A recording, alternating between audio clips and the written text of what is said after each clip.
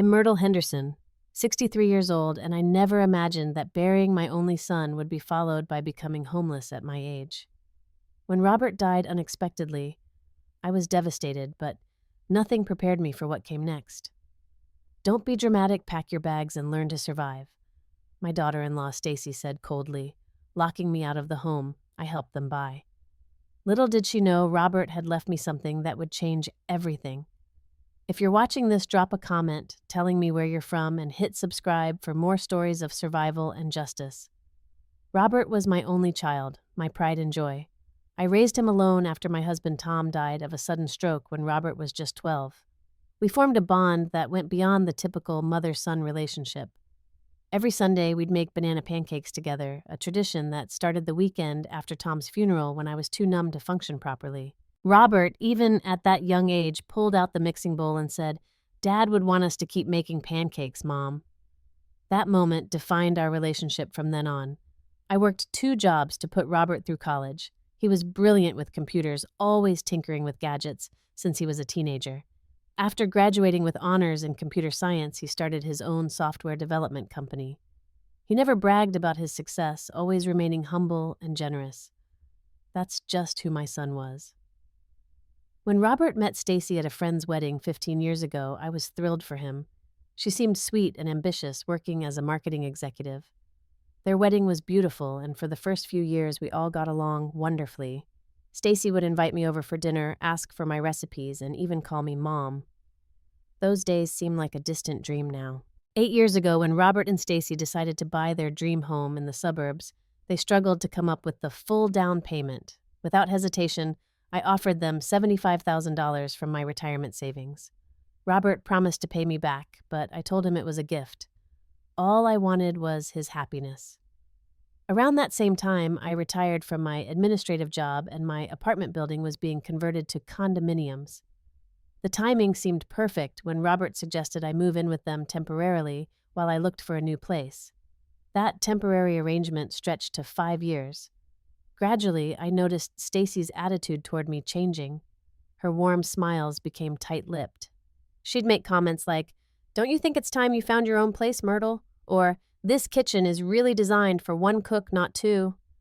When I'd try to help with my grandchildren, Jackson and Emma, she'd say, "We have our own parenting style, Myrtle. Please respect that."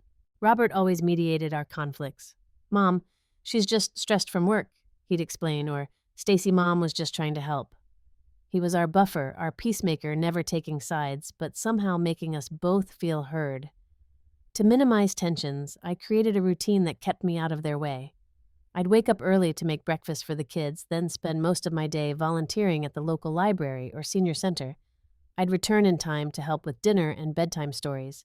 I contributed $800 monthly toward household expenses despite not having my name on any paperwork for the house. What I didn't know then was that Robert's business had become incredibly successful. He drove the same modest sedan he'd had for years, wore simple clothes, and never displayed any signs of wealth. Later, I would learn this was deliberate on his part.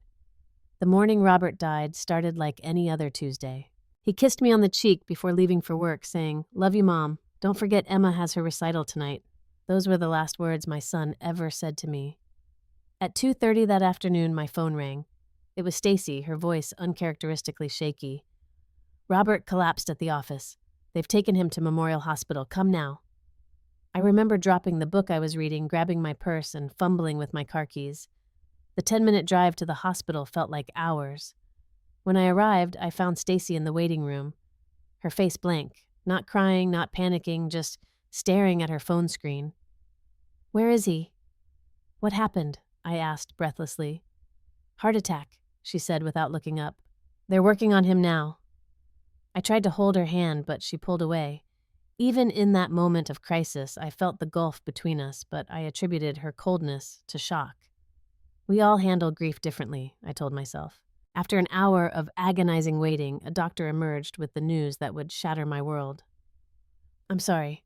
We did everything we could, but your son's heart couldn't be restarted." The words hit me like a physical blow. I remember sinking to my knees, a primal wail escaping from somewhere deep inside me. Stacey remained standing, nodding mechanically at the doctor's words, asking clinical questions about what had happened. The next few days passed in a blur of pain. I moved through funeral arrangements on autopilot, trying to support my grandchildren while processing my own grief. Jackson, at 14, withdrew into silence while 9-year-old Emma couldn't stop crying. I tried to comfort them, sharing stories about their father, assuring them that he would always be watching over them. Stacey, however, seemed distant from her own children. She spent hours on her phone talking in hushed tones with people I didn't recognize. When I suggested we honor Robert's wish to be cremated with his ashes scattered at his favorite hiking spot, she dismissed me. "I have already arranged for a burial plot next to my parents," she said firmly, booking an expensive funeral home without consulting me. The funeral was well attended. Robert had been loved by many, his colleagues speaking of his generosity and brilliance. Throughout the service, I noticed Stacey huddled with a man in an expensive suit exchanging documents. I assumed it was related to Robert's business matters. "Mom didn't tell me Daddy left us," Emma whispered to me during the wake. Her words confused me. I hadn't heard anything about a will or arrangements. When I tried to ask Stacey about it later, she brushed me off with, "Legal matters don't concern you." 3 days after we laid Robert to rest, Stacey asked me pointedly over breakfast, "So what are your plans now, Myrtle?" The question caught me off guard. My son wasn't even cold in his grave, and she was already inquiring about my living arrangements. "I haven't thought about it," I admitted. "I'm just trying to get through each day." She nodded curtly. "Well, you should start thinking about it. Things are going to change around here." Exactly 1 week after Robert's funeral, I returned from grocery shopping to find my grandchildren's bikes missing from the driveway. Inside, the house was quiet. No sound of Emma's piano practice or Jackson's video games. "The kids are at Carol's for a play date," Stacey announced, sitting at the kitchen island with a glass of wine. It was 3 in the afternoon. "We need to talk, Myrtle." Something in her tone made me set down the grocery bags carefully. I'd never seen such coldness in her eyes before.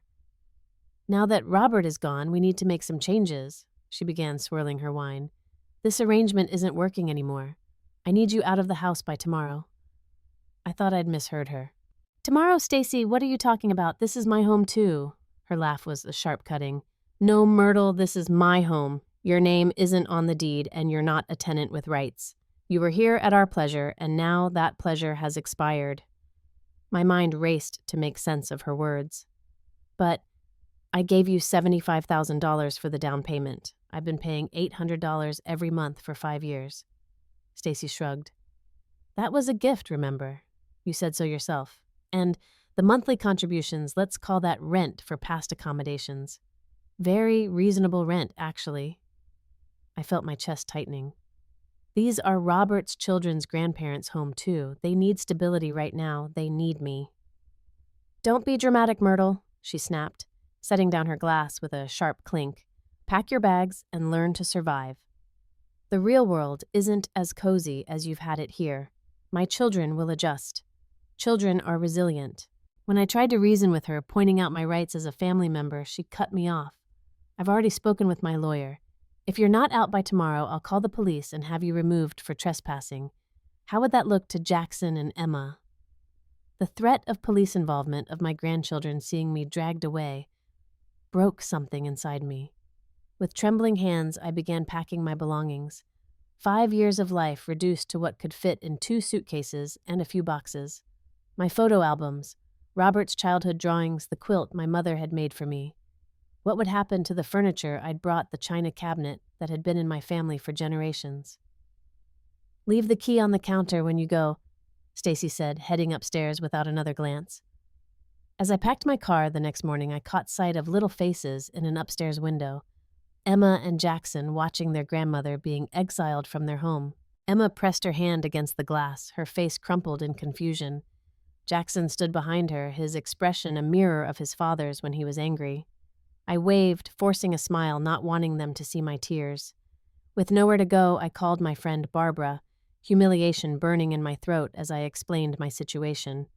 She offered her spare room for a couple of nights, but I could hear the reluctance in her voice. Her husband had Parkinson's. Their space was limited, and taking in a newly homeless 63-year-old woman wasn't what they had planned. As I drove away from the house I had helped create from the children who were my last connection to Robert, a new emotion began to burn alongside my grief determination. Robert hadn't raised a quitter. Somehow I would find a way through this darkness. My first night in my car, parked behind a suburban shopping center, I didn't sleep at all. Every sound made me jump, images of being robbed or arrested for vagrancy filling my mind. By morning, my back ached from the awkward position and reality hit hard. I was homeless at 63. I developed a routine quickly. Waking at dawn, I'd drive to a gas station to wash up in their bathroom, brushing my teeth and changing clothes as discreetly as possible. By 8, I'd be at the public library where I could sit in warmth and safety, using their computers to search for affordable housing and jobs. My financial situation was dire. After giving Robert and Stacey most of my retirement savings, I had only $23,000 left. It sounded like a lot until I started looking at apartment rentals requiring first and last month's rent plus security deposits. Senior housing had waiting lists of years, not months.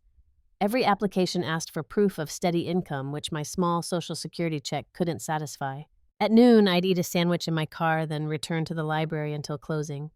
Evenings were the hardest. Sometimes I'd splurge on a cheap dinner at a diner just to sit in a booth for an extra hour. Other times, I'd park at a 24-hour Walmart where security cameras offered some protection and eat crackers and peanut butter from my dwindling supplies. One rainy night, a knock on my window nearly gave me a heart attack. It was an older man, probably 70, holding an umbrella. "You're new to this," he said simply. "Park over there instead," pointing to a corner of the lot with better lighting. "We look out for each other." I learned there was an entire community of vehicle dwellers, many of them seniors like me. They shared information about safe parking spots, public showers at community centers, churches that offered free meals. Their kindness was a lifeline, but it also terrified me. Would this be my life now permanently? The physical toll mounted quickly. My arthritis flared from sleeping in the cramped car. Without regular showers, I developed a rash. Eating mainly cold, processed foods left me constipated and lethargic. But the emotional toll was worse. The shame of being seen in the same clothes day after day. The fear when police cruisers slowed near my parking spots. The heartbreak of being separated from Jackson and Emma. I tried calling Stacey to arrange visits with my grandchildren. "They're adjusting to their new normal," she said coldly. "Your presence would only confuse them." "They just lost their father," I pleaded. "Don't let them lose their grandmother, too." "Keep calling and I'll get a restraining order," she threatened before hanging up. On my 10th day of homelessness, I visited the county's senior services office. The caseworker was sympathetic, but overwhelmed. "Emergency housing for seniors has a 6-month waiting list," she explained. "The most I can offer is a bed at the women's shelter downtown, but they can only let you stay for 3 weeks maximum." The shelter, located in a former school, housed 40 women in a gymnasium. The thought of sleeping surrounded by strangers with no privacy and no security for my few remaining possessions sent panic through me. I thanked the caseworker and left, choosing my car over that final indignity. The lowest point came when my car was towed from a spot I thought was legal. I had parked there while using the community center's shower facilities. Returning to find an empty space, I collapsed onto a bench and sobbed. The impound fee was $300 I didn't have. Inside that car were my medications, my photo albums, the last birthday card Robert had given me.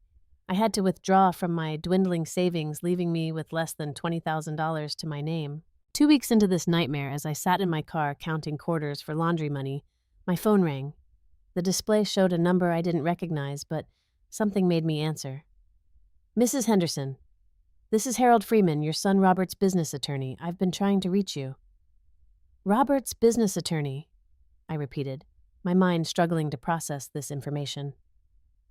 Robert had never mentioned a separate business lawyer to me. "Yes, Mrs. Henderson. I've been trying to contact you since the funeral, but your number went straight to voicemail." My phone had been shut off briefly when I missed a payment, another casualty of my new circumstances. "I have some important matters to discuss with you regarding Robert's estate," Harold continued. "Could you come to my office tomorrow morning?" Looking down at my wrinkled clothes and unwashed hair, I felt a wave of shame. "Mr. Freeman, I'm not in a position to come to an office right now." There was a pause. "Mrs. Henderson, where are you currently staying?" The kindness in his voice broke something in me. "I'm living in my car," I admitted, my voice cracking. Stacey asked me to leave after the funeral. Another pause, longer this time. "I see," he said finally, his tone shifting. "In that case, would you be comfortable meeting me at the Riverdale Cafe on Main Street? It's a quiet place where we can talk privately." The next morning, I used the last of my quarters at a laundromat to wash my least wrinkled outfit. I arrived at the cafe 20 minutes early, my stomach knotting with anxiety and hunger. Harold Freeman was easy to spot, a distinguished man in his 60s with silver hair and kind eyes. He stood when I approached, pulling out my chair with old-fashioned courtesy. "Mrs. Henderson, I'm deeply sorry for your loss and for what you've been experiencing," he began, after ordering us both coffee and breakfast. "Robert was not just my client, but my friend." "Thank you," I said, fighting back tears. "I still can't believe he's gone." Harold nodded solemnly. "What I'm about to tell you might come as a shock. Robert had a separate business will and trust that Stacey knows nothing about." My coffee cup froze midway to my lips. "What? Your son's software company was far more successful than he let on. Last year, he turned down an acquisition offer of $65 million because he didn't want the publicity." The room seemed to tilt. 65 million. But we lived so normally. Harold smiled sadly. "Robert was deliberate about that. He told me once that money changes people rarely for the better. He wanted to raise his children with values, not entitlement." From his briefcase, Harold produced a sealed envelope. "Robert left this for you along with specific instructions that it only be delivered to you personally, not through Stacey." With trembling fingers, I opened it to find a letter in Robert's familiar handwriting. "Mom, if you're reading this, something has happened to me. I'm so sorry for leaving you too soon. You gave me everything, and I never got the chance to fully repay that debt. But I tried to prepare for the worst. Stacey doesn't know the full extent of my success or assets. I've seen how money makes her eyes gleam, how she speaks about her friends' possessions with envy. I love her, but I don't trust her with sudden wealth, or with your well-being if I'm gone. I've set aside $8 million in a separate trust. $5 million is for you with no conditions. The remaining $3 million is in educational trusts for Jackson and Emma, which you will co-manage with Harold until they're 25. I've also been documenting your contributions to our home and expenses, contrary to what Stacey might claim. Harold has all the evidence needed to ensure you're treated fairly. Take care of yourself first, Mom. Then, help my children remember who their father really was. I love you always, Robert." Tears streamed down my face as Harold explained the details. Not only had Robert provided for me financially, but he had documented every dollar I'd contributed to their household, every check I'd written, creating a legal claim to partial ownership of the house. "Robert suspected Stacey might try to push you out if anything happened to him," Harold explained gently. "He made me promise to be your advocate." "Why wouldn't he just tell me?" I asked, still reeling. "He hoped it would never be necessary, and he wanted to protect you from Stacey's reaction if she ever discovered his preparations." As we finished our meeting, Harold handed me a credit card. "This is connected to your new trust account. The hotel across the street has a suite ready for you. Get some rest, Mrs. Henderson. Tomorrow we begin setting things right." For the first time in weeks, I slept in a real bed, clean and safe, with Robert's words cradling me like a blanket. Over the next few days, Harold's team moved with impressive efficiency. A financial advisor helped me set up accounts and access to my newfound funds. A real estate agent began showing me properties near my grandchildren's school. And most satisfyingly, Harold's litigation team prepared a comprehensive case against Stacey. "We have 3 separate claims," Harold explained during our strategy meeting. "First, elder financial abuse for taking your down payment contribution without proper documentation. Second, wrongful eviction without notice. Third, emotional distress and separation from your grandchildren." I hesitated. "I don't want to be vindictive. I just want to see my grandchildren and have some security." Harold's expression softened. "Myrtle, this isn't about revenge, it's about justice. Robert wanted you protected, and that's what we're doing." The official legal notice was delivered to Stacey exactly 17 days after she had kicked me out. Harold arranged for me to be staying at a hotel with a view of the house. I watched from my window as a courier approached the door. Even from a distance, I could see Stacey's body language change as she read the documents, her shoulders stiffening in shock. Within an hour, my phone rang with her number. I let it go to voicemail, following Harold's advice not to engage directly. Her message was a mixture of outrage and panic. "Myrtle, this is ridiculous. You can't possibly think you have a claim to my house. Call off these lawyers immediately, or you'll never see Jackson and Emma again." Harold just nodded when I played it for him. "Threats regarding the children. Good. That strengthens our case for the custody arrangement Robert outlined." 2 days later, Stacey's lawyer reached out to Harold, suggesting a meeting to resolve this family matter amicably. Harold agreed with conditions the meeting would be recorded and I would be present. The meeting took place in Harold's impressive downtown office. Stacey arrived with a sleek attorney who spoke in clipped, condescending tones. Her confident smirk faded quickly when Harold methodically presented our evidence copies of my checks, bank transfers, text messages between Robert and me discussing household finances, and most damaging emails between Robert and his financial advisor discussing how to protect me from Stacey in case of emergency. "My client is prepared to settle under the following conditions," Harold stated. "Mrs. Henderson will receive 30% of the house's value, reflecting her investment plus interest. She will have legal visitation rights with her grandchildren 3 days per week, and there will be a public apology for the wrongful eviction." Stacey's face contorted with rage. "This is blackmail. Robert would never do this to me." "Actually," Harold said calmly, sliding a folder across the table, "we have something else you should see." Inside was a report from a private investigator, complete with photos of Stacey with another man time-stamped from before Robert's death. My stomach lurched at the images. "Robert hired the investigator 3 months before his death," Harold explained. "He suspected but wanted proof before confronting you, Stacey. He never got the chance." Stacey's lawyer whispered urgently in her ear. Her face had gone ashen. "Fine," she spat finally. "I'll agree to the financial terms and visitation, but no public apology." "The apology can be private, but it must be sincere and witnessed," Harold countered. "And one more thing. Mrs. Henderson will have copies of all keys to the house to facilitate grandparent visitation without drama." When the meeting concluded, Stacey swept past me without a glance. In the elevator down, Harold smiled. "Round 1 to us. The judge will finalize the agreement next week." True to Harold's prediction, the judge approved our settlement, adding his own admonishment to Stacey about elder abuse and the importance of family connections for children in mourning.